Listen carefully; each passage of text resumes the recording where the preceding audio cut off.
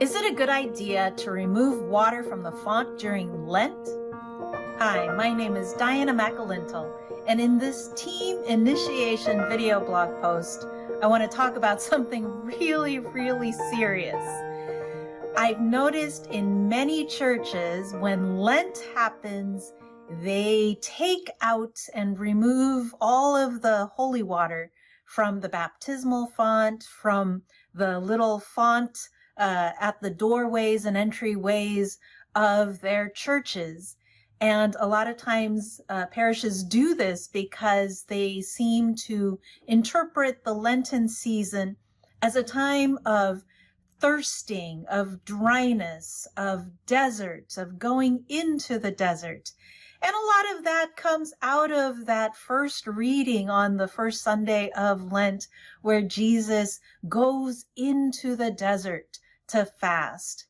And so I get why people do this. It's often a very dramatic visual statement of that desert experience that we are imitating what Jesus did as he prepared for his own mission. And so we think, well, we should do that too. But this practice really goes against everything that we think of when it comes to the Lenten season. It goes against the liturgical documents and the whole theology behind Lent and what this preparation season is all about. So let's go and take a look at a couple of liturgical documents that give us a sense of what we should be doing in terms of the holy water in our fonts during the Lenten season. First is the Constitution on the Sacred Liturgy. This is the first document from the Second Vatican Council, and it is the kind of guiding document that helps the church understand the big principles about liturgy. And if you're a catechumenate minister, you're thinking, why are we talking about the liturgy? Remember that the catechumenate process is a liturgical rite. It is not primarily a catechetical rite. It is a liturgical rite. And so what we do in our liturgies and in the liturgical seasons is formative for those who are seeking to become one with Christ. And so we want to pay attention to what the church teaches about the liturgy.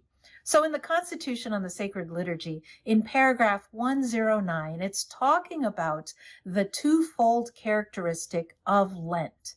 Here it says, quote, Lent is marked by two themes, the baptismal and the penitential.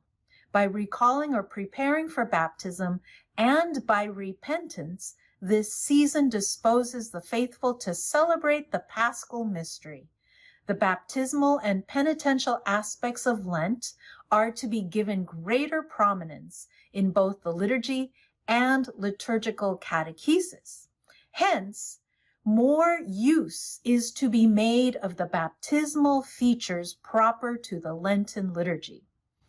So, if we take that document seriously, we have to make sure that our baptismal fonts are flowing with water, are filled with water, because the font itself is our primary sign of baptism. The water in the font is the symbol of baptism. And so we need to make more use of that baptismal imagery.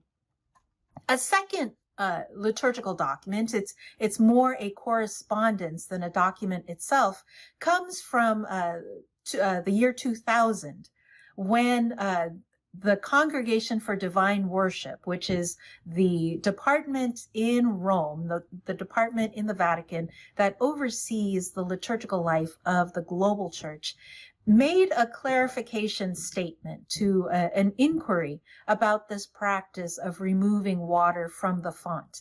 And in that clarification, it said two things about the holy water in the font during the Lenten season.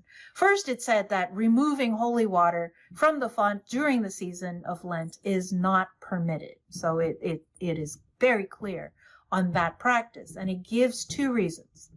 First, it says that even though the official liturgical documents say nothing specific about whether or not to remove holy water from the fonts during Lent, it is clear that this practice of removing holy water, quote, is contrary to a balanced understanding of the season of Lent, which, though truly being a season of penance, is also a season rich in the symbolism of water and baptism, constantly evoked in liturgical texts. So it's saying there, even though it doesn't prohibit it specifically in liturgical law, it goes against the whole theology of the season that we find in the prayers, in the readings that we hear Sunday after Sunday during the season of Lent.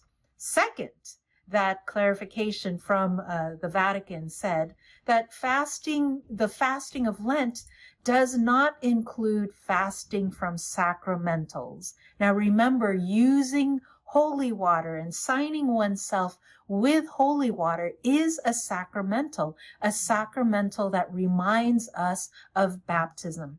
And catechumens have a right to these sacramentals, just as those who are baptized have a right to these sacramentals. And so the clarification from Rome said, quote, the practice of the church has been to empty the holy water fonts on the days of the sacred Triduum in preparation of the blessing of the water at the Easter Vigil. And it corresponds to those days on which the Eucharist is not celebrated. That is Good Friday and Holy Saturday.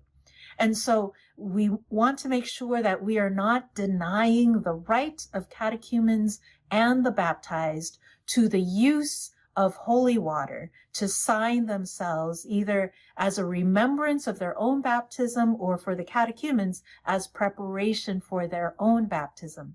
And the Vatican said the best time, the most appropriate time to remove holy water from the font is during the Triduum itself in preparation for the Easter Vigil.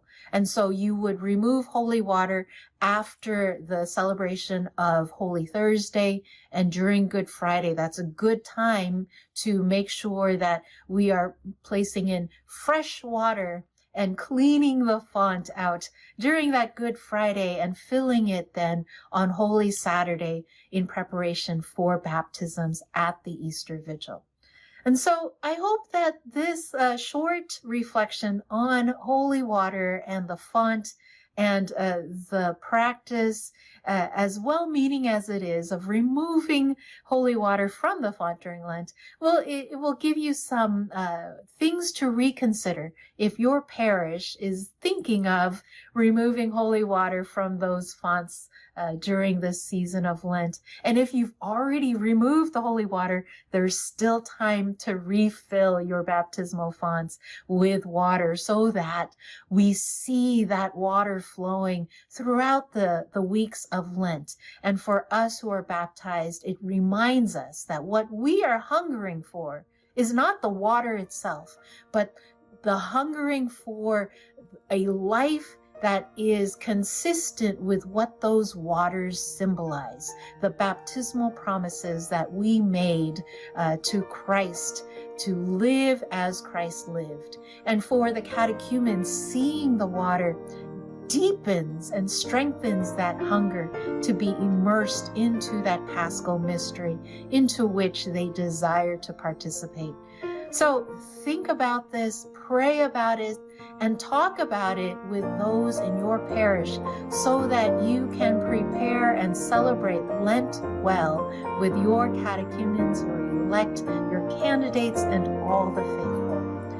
If you're looking for more resources to help you in your catechumenate ministry, come over to teaminitiation.com for more ways to deepen your understanding of this beautiful ministry that we share together.